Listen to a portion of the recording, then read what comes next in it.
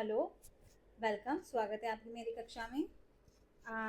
ये जो वीडियो मैं शूट कर रही हूँ, इसमें मैं आपको एक छोटा सा म्यूज़िक का फैक्ट बताने वाली हूँ, अ, जो कि स्वर और श्रुति के विषय में है। हम सब ने श्रुति और स्वर के बारे में पढ़ रखा है कि श्रुतियाँ 22 होती हैं और स्वर शुद्ध और विकृत मिला के 12 होते हैं, और इन्हीं 22 श्रुतियों में से हमारे ये स्वर निकले हैं। लेकिन हमारे एक पंडित हुए हैं, एक विद्वान हुए हैं, पंडित अहोबल, जिनके बारे में आपने पहले सुन रखा होगा, जिन्होंने वीणा के तार पर स्वर स्थापना भी की है सबसे पहले।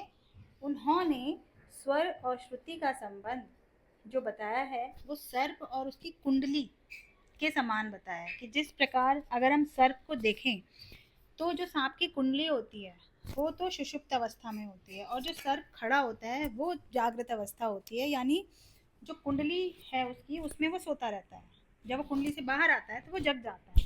उसी तरीके से जो हमारे स्वर हैं, जो वो श्रुतियों के अंदर हैं, तो वो सोए हुए हैं, और जब वही स्वर श्रुतियों से निकल के बाहर आ जाते हैं तो वो स्वर बन जाते हैं, यानी वही श्रुतियाँ हमारी स्वर कहलाती हैं। और जो स्वर काम नहीं आते वह हमारी श्रुति बन जाती हैं।